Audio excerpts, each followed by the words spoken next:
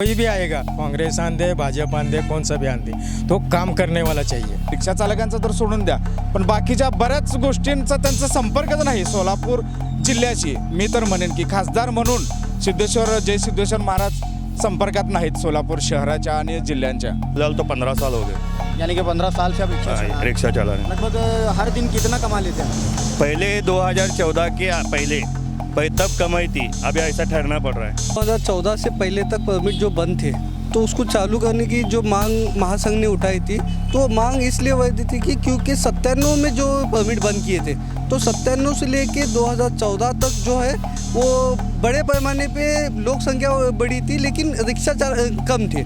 भाजपा के सांसद जो है यहाँ पे जो खासदार बनकर आए थे, क्या नाम है यहाँ के खासदार? विजय कुमार देशमुख। आज़ादी बचाओ न्यूज़ चैनल में सभी दर्शकों का स्वागत है। हम इस वक्त हैं सोलापुर शहर के रंग भवन परिसर में, जहां पर लोगों का आना जाना यहां पर लगा रहता है। बहरहाल सोलापुर के 2024 में होने वाले चुनाव को देखते हुए हज़ारों लोगों ने ये उम्मीद लगाई रखी है कि सोलापुर शहर का विकास कितना होना चाहिए था और कितना हुआ।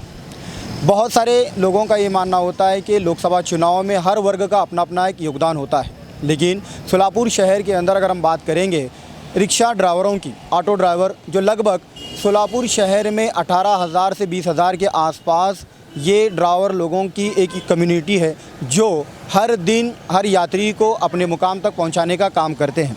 लेकिन आज हम चर्चा करेंगे उन लोगों के साथ जो इस व्यवसाय के अंदर, जो इस कारोबार में लगभग कई सालों से इसके अंदर जो है लगे रहे हैं और अपना जीवन बसर जो है इसी बलबूते पर चला करते हैं। हमारे साथ सोलापुर शहर के कुछ रिक्शा चालक मौजूद हैं यहाँ पर। ये रिक्शा चालक जो हर दिन अपना गुजारा जो है ऑटो चलाकर करते हैं। हम जानने की कोशिश करेंगे कि सोलापुर शहर के अंदर जो ये ऑटो ड्राइवर्स हैं, इन लोगों का जो है गुजारा किस प्रकार से चलता है। नमस्कार। नमस्कार। क्या नाम है आपका? मेरा नाम शंकर राउत। सोलापुर शहर में जो ये रिक्शा ड्राइवर्स हैं, ये बहुत ही पुराना व्यवसाय है ऐसा बताया जाता है। आप इस व्यवसाय में कितने सालों से? मैं इस व्यवसाय में आके अभी फिलहाल तो 15 साल हो गए।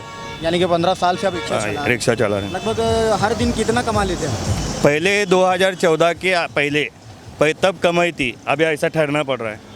फिर भी 2014 से पहले हो, जैसा जिस प्रकार से आपका परिवार चलता था, या 2014 के बाद हो या आज भी हो, लगभग कितना कमा लेते हैं जिससे जो है पूरे परिवार का खर्च है उससे निकल पाता है या नहीं निकल पाता है? तब खर्चा निकलता था, अभी गाड़ी का हफ्ता और कंट्राक्ट भी निकलने का नहीं हो रहा अभी। यानी कि समझो अगर अपने बहुत तकलीफ हो रही। क्या उसके अंदर महंगाई मुद्दा है या कुछ और मुद्दा है? परमिट जो ज़्यादा छोड़े ले वो हिसाब से गाड़ी बहुत हुए ले। गाड़ी बहुत होने से व्यवसाय धंधे पे बहुत परिणाम हुए। क्या नाम है आपका? रमेश बंसोड़े। रमेश बंसोड़ी जी, कितने सालों से आप इस कारोबार में, इस व्यवसाय में हैं? कम से कम 30 बरस हुआ मैं। यानी कि 30 साल से आप ऑटो चलाते हैं। लगभग आपको तो बहुत अच्छा ज्ञान होगा सोलापुर शहर का। 94 से रिक्शा चलाता। मेरा 94 का लाइसेंस है, तो मेरा परमिट नहीं था, तो मैं दूसरे का परमिट यूज करके रिक्शा चलाता था। परमिट को कम से कम मैं पैसे देता था, 50 हज़ार रुपये देता था, फिर भी लोग परमिट नहीं देते थे मेरे को। फिर मैं मेरा खुद का परमिट चालू हुआ तो मैं खुद का परमिट लिया, फिर मैं गाड़ी लिया। मेरी ये तीसरी रिक्शा है, लेकिन धंधा इतना वेस्ट हुआ है ना, 200-300 रुपये होना मुश्किल हो गया है। अभी हमारे जो कॉन्टैक्ट है फ़ोन पे भाड़े उतने हुए तो होते, बाहर के तो भाड़े च नहीं है। कितना परिवार है आपका? परिवार में कौन कौन है? मेरे परिवार में मेरा बेटा है, मेरे औरत है और मैं है। 2 लड़की थे, दो लड़की की शादी हुई। ये इतने पैसों में आपने जो है बच्चियों की शादी भी करी? हाँ, बच्चों की शादी भी की मैं। क्या लगता है कि ये जो अभी हाल में 2024 का जो अब आने वाला चुनाव है, उस चुनाव में आप सरकार से क्या मांग रखते हैं कि रिक्शा ड्राइवरों को क्या आज तक नहीं मिल पाया और क्या मिलना चाहिए? सरकार के ये मांग है कि परमिट ये जो चालू है वो परमिट बंद होना, हमारा धंधा अच्छा चलना, और रिक्शा वालों के लिए वो कल्याणकारी योजना वगैरह ये जो है वो मिलना, ये चाहे हमारे, बाकी कुछ नहीं है। और एक बहुत सारे रिक्शा चालक हैं, उनसे भी बात करने की कोशिश करेंगे। क्या नाम है आपका? प्रदीप सिंगे। कितने सालों से व्यवसाय में? 92 से हूँ, 34 साल हो गया ऑटो चलाता हूँ। 34 सालों से इस साल 92 से है। क्या फ़र्क लगता है आपको इस 2024 से पहले का और अब जो 2024 लगा है? महंगाई क्या अहम मुद्दा बना है या फिर आपका व्यवसाय के अंदर कौन सी दिक्कतें आती हैं जो पहले नहीं आती थी लेकिन अब आ रही है? दिक्कतें तो अभी ऐसा ही कि हर महीने में एक एक कायदा सरकार बना रही है। ये कायदा अभी हम जो चालक है, चालकों के लिए बहुत मुश्किल लग रहा है, क्योंकि पहले 200 रुपये फाइन था, अभी 500, 5,000, 10,000, 20,000, 50,000 तक ऑटो वालों को चालान पड़ रहा है। तो अभी वो पहले जैसा तो नहीं है। अभी धंधा, रिक्शा धंधा तो पूरा ख़त्म हो गया। 2014 के बाद पूरा रिक्शा धंधा ख़त्म हुआ। अभी ऐसी हालत हो गई कि 100-200 रुपये कमाना बोले तो भी झगड़ा करना पड़ रहा है, क्योंकि जैसा सिटी की लोक संख्या के हिसाब से है ना, परमिट नहीं छोड़े, चुप जो भी आए मांगे उनको परमिट देना चालू है। ये पहला मेन मुद्दा है कि ये परमिट बंद होना, और दूसरा है कि बाबा कल्याणकारी रिक्शा ऑटो कल्याणकारी योजना, इस पर सरकार है ना हम पर जल्दी से जल्दी मंजूर करना मांगता है। इतना ही बोलते हम। जिस प्रकार से अगर हम सोचेंगे कि कल्याणकारी जो योजना होती है वो हर वर्ग के अंदर बहुत सारे लोगों को सरकारी बेनिफिट देने का काम करती है।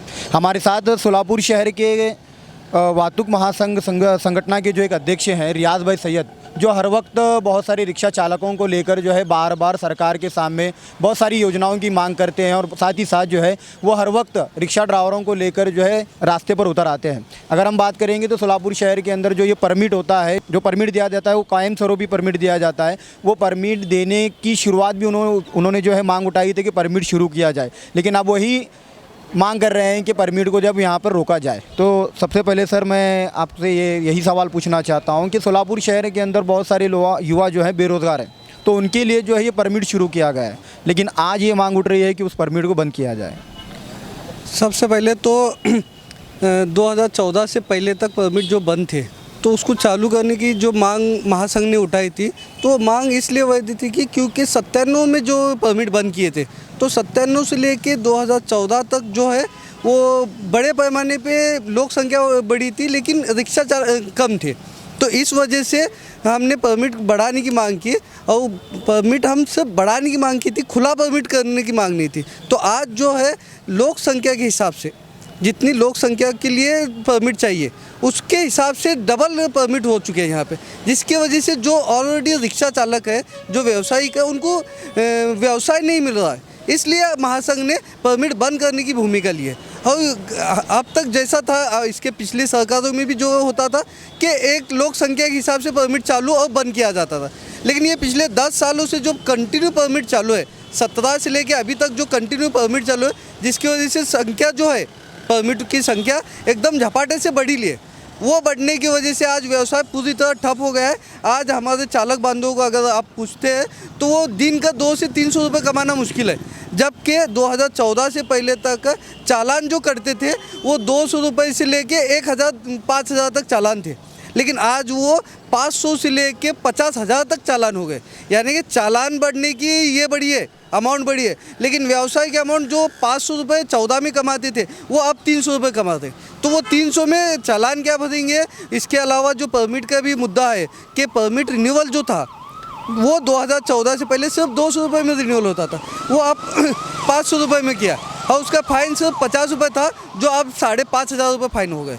तो ये जो डिफरेंस है, ये जो चालकों के ऊपर अन्याय है, तो ये अन्याय कहीं तो भी रुकना चाहिए, और इसके ऊपर सरकार को एक स्टेज भूमिका लेना चाहिए, स्टेट लेवल भूमिका चाहिए कि चालकों के हित में कुछ बना सके। किस प्रकार से जो है केंद्र सरकार ने चालकों को लेकर जो है हिट एंड रन का कायदा बनाया था, ताकि जो है एक्सीडेंट को जो है रोकने के लिए उन्होंने एक सख्ती तौर पर एक कायदा बनाया हुआ, लेकिन जो है उसके बहुत सारा विरोध होने के बाद वो कायदे को अभी लागू नहीं किया गया। लेकिन आपकी क्या मांग है, जो साधारण जो चालक होते हैं, जो रोज़ाना के 300 रुपये कमाते हैं, लेकिन वो क्या इतना बड़ा फ़ाइन एक्सीडेंट होने के बाद अगर वो भाग जाते हैं तो उन लोगों के लिए इतना बड़ा जो फ़ाइन लगाया जा रहा है, उसका विरोध आपने जो है कहाँ तक किया है? अब सबसे पहले तो हिट एंड रन एक्ट 2023 ये जो है ये कभी भी कोई भी एक्ट जब बनाते हैं ना तो दोनों साइड से सोचा जाना चाहिए। सिर्फ भाग के जाने वाला है इसलिए अगर सोचते रहेंगे तो बिल्कुल गलत है। और इस भूमिका को, इस एक्ट के विरोध में सबसे ज़्यादा जो आक्रामक भूमिका ली है वो वाहतुक संगठन संयुक्त महासंघ ने।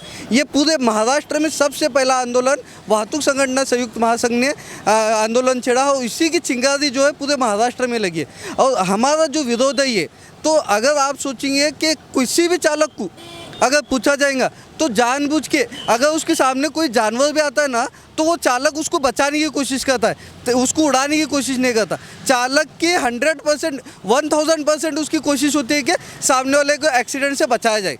लेकिन तब भी अगर एक्सीडेंट होता है तो चालक ये भी सोचता है कि उसको लेके हॉस्पिटल जाए। लेकिन वहाँ की जो भीड़ होती है, वो भीड़ जो आक्रामक करती है चालकों पे, वो डर से वो चालक भाग जाता है। लेकिन इसका ये कभी भी मतलब नहीं है कि चालक उड़ाता हुआ भाग के जाता। तो आप अगर सोचेंगे कि जो चालक के पास 7 लाख रुपए होते तो वो ड्राइविंग का काम क्यों करता सबसे पहली बात। और 10 साल उसको सज़ा भुगतना है तो वो ड्राइवर क्यों बनेगा। तो गवर्नमेंट जो है ना, सबसे पहले तो जब ये कायदा एक्ट बनाना था तो इसके लिए वाहतुक संगठन, जो चालक मालक संगठन है, उनसे चर्चा करनी थी। लेकिन उन्होंने ट्रांसपोर्ट एसोसिएशन से चर्चा की, जबकि ट्रांसपोर्ट का चालकों से कुछ संबंध नहीं है। तो हमारी जो मांग थी, अगर तुम सही में चालक मालक संगठन से बात करते तो आपको ये मुद्दा साफ नज़र आता कि आप वो एक्ट बनाने में कुछ रूल्स नए डाल सकते थे। लेकिन आपने कभी बात ही नहीं की। आपको अपना घमंड जो था वो घमंड दिखाना था। हमने लागू किया। और आज भी जो भ्रमित है लोग, तो आज यही है कि ये हिट एंड रन कायदा रद्द नहीं हुआ है। अगर तुम गृह सचिव भल्ला साहब की इंटरव्यू सुनेंगे, जो ट्रांसपोर्ट एसोसिएशन के साथ बात करने के बाद उन्होंने 3 लफ्ज़ों में जो मीटिंग ख़त्म की कि ये कायदा अभी लागू नहीं है, ये कायदे को जब भी लगाना है तो हम ट्रांसपोर्ट एसोसिएशन से बात करेंगे और आप लोग काम पे जाओ। इसका मतलब ये कायदा अभी लागू नहीं, मतलब आप लागू करने वाले हैं। और जब लागू करने वाले हैं तो ट्रांसपोर्ट एसोसिएशन से क्यों बात करेंगे, चालक मालकों से बात करो, चालक मालक संगठनों से बात करो। जिस प्रकार से अगर हम बात करेंगे सोलापुर शहर के अंदर 2019 में एक लोकसभा सांसद हैं जो भाजपा के हैं, उन्हें वोट दिया था।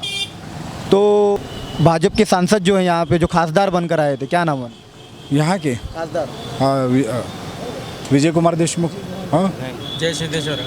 जय सिद्धेश्वर। हाँ, जय सिद्धेश्वर। उन्होंने कभी आप जैसे ड्राइवरों से कभी मुलाकात वगैरह रास्ते पर आकर की? कभी रास्ते पर तो आए नहीं, कभी दिखे भी नहीं इधर शोलापुर में, दिखे नहीं आज तक। मेरे को तो दिखे नहीं, मैं इतना रिक्शा चलाता हूँ दिन भर, कभी मेरे को दिखे नहीं ये कार्यक्रम में आए हुए हैं। हाँ, कौन है मालूम नहीं है अभी फिलहाल। सोलापुर का खासदार कौन है रिक्शा वाले को मालूम नहीं है। वो तो सिर्फ तो एक दिन भी का संपर्क नहीं है रिक्शा वाले के साथ में, कभी भी नहीं है। रिक्शा वाले के साथ उठाव भी नहीं करे, कैच नहीं करेले, कौन सा भी आमदार नहीं, खासदार नहीं, कौन भी नहीं करेले। जिस प्रकार से 2024 में बहुत सारे लोगों का ये कहना है कि मोदी सरकार फिर से आएगी और मोदी सरकार जो है भारी बहुमत में आएगी, ऐसे बहुत सारे कानून जो आपके हक में भी बना रहे हैं, लेकिन बहुत सारे लोग कह रहे हैं कि उसको वो कानून अपने उनके हक में नहीं है बल्कि जो है उनके ऊपर लादा जा रहा है, ऐसा भी कहना है। क्या 2024 में आप देखते हैं कि मोदी सरकार फिर से आएगी या फिर कोई बदलाव देश में चाहते हैं? नहीं आएगी 24 में तो नहीं आएगी। क्यों नहीं आएगी? सब लोग देख रहे हैं अभी क्या हाल चल रहा है। अभी क्या वजह है? वजह तो आपको मालूम ही है। कुछ तो वजह होगी। सब हिट एंड रन ऐसे कायदे काट रहे हैं, सब महंगाई बढ़ रही है, पेट्रोल का भाव बढ़ रहा है, सबका भाव बढ़ा रहे हैं लोग। क्या कर बोलेंगे। आप इतने सालों से रिक्शा चला रहे हैं, सोलापुर शहर के अंदर कुछ तो डेवलपमेंट हुआ होगा?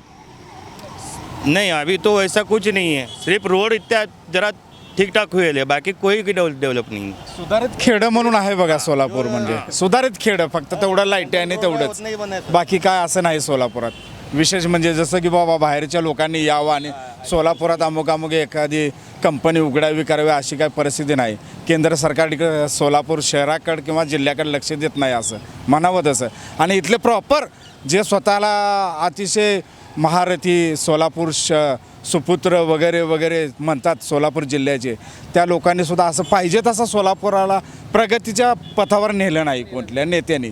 जय सिद्धेश्वर महाराज हमारे यहाँ के जो खासदार है, उनका तो साफ तौर पर कहना है कि सिद्धेश्वर मंदिर की वजह से बहुत सारे पर्यटक यहाँ पर आते हैं, बहुत सारा अच्छा व्यवसाय जो है यहाँ पर रिक्शा वालों को मिलता है, ऐसा उनका बार बार कहना होता है। चुकीचं बोलतायत ते. त्यांना स्वतः विचार करावे की बाबा त्यांनी कधी रिक्षा चालकांशी कधी संबंध ठेवला का किंवा कुठल्या अडीअडचणी विचारल्या का. अहो रिक्षा चालकांचं तर सोडून द्या, पण बाकीच्या बऱ्याच गोष्टींचा त्यांचा संपर्कच नाही सोलापूर जिल्ह्याशी. मी तर म्हणेन की खासदार म्हणून जय सिद्धेश्वर महाराज संपर्कात नाहीत सोलापूर शहराच्या आणि जिल्ह्यांच्या. जिस प्रकार से जो है अभी सोलापुर शहर के अंदर बहुत सारे लोगों का ये कहना है कि भाजपा और कांग्रेस की सीधी तौर पर टक्कर है, तो आप किस तरह का बदलाव सोलापुर शहर में चाहते हैं? जो भी समझो अभी आज कांग्रेस भी आएंगी तो बहुत अच्छी बात है कि जो अभी चालू सरकार है, चालू सरकार में तो हमको कुछ नहीं मिला रिक्शा वाले के तक, तो आज हम परेशान हैं रिक्शा वाले सोलापुर शहर के अंदर कि जितनी पब्लिक है उससे ज़्यादा रिक्शा दिखते हैं रोड पर. और एक परमिट जो चालू है, ये परमिट बंद होना चाहिए मेन बात. तो परमिट अभी तक चालू है तो उसको बंद करो. दूसरी बात जो हमारा जो रिक्शा वाले की जो चलन है वो चलन पर भी थोड़ा ध्यान देना चाहिए. बहुत ज़्यादा होता हो तो आज हम उतना नहीं कमाते दिन भर में, जितना हम कमाना चाहिए उतना नहीं कमाते. बहुत होगा आज सुबह जब घर से हम निकलते हैं 6 बजे तो शाम के 7-8 बजे तक हमारे पास 500 रुपये भी नहीं रहते. इतने रिक्शा है सोलापुर ज़िले के अंदर, तो कम होना चाहिए, यही मैं गुजारिश करूँगा.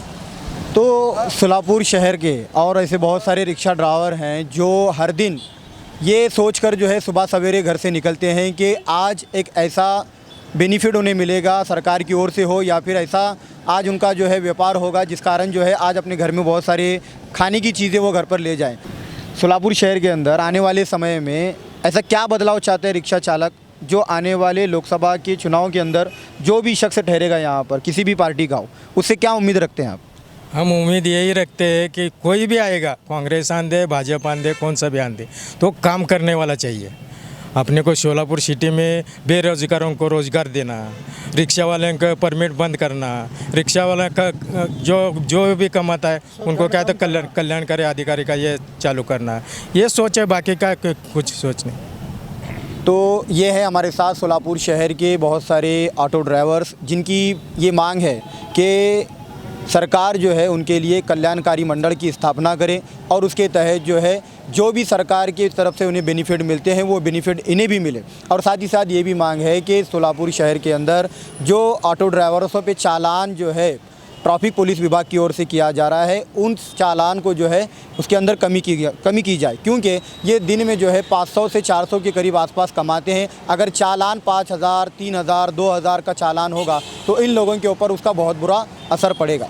तो ऐसी बहुत सारी चर्चाओं के साथ सोलापुर शहर में हम और एक वर्ग से बात करेंगे. आने वाले समय में देखेंगे कि सोलापुर शहर के अंदर ऐसा कौन सा वर्ग है. जिस प्रकार से आज हमने जो है रिक्शा चालकों की जो है बेबसी को सुना कि लगभग 20,000 से ज़्यादा सोलापुर शहर के अंदर रिक्शा ड्राइवर हैं जिन्हें जो है हाल ही में बहुत सारी परेशानियों का सामना करना पड़ रहा है. और ऐसी कौन कौन से मुद्दे होंगे सोलापुर शहर के अंदर, उन सब से जो है हम जानने की कोशिश करेंगे, उनके पास पहुँचेंगे और आपके सामने रखेंगे. कैमरा पर्सन के साथ मैं आकिब मड़की, आज़ादी बचाओ न्यूज़ के लिए. जय हिंद.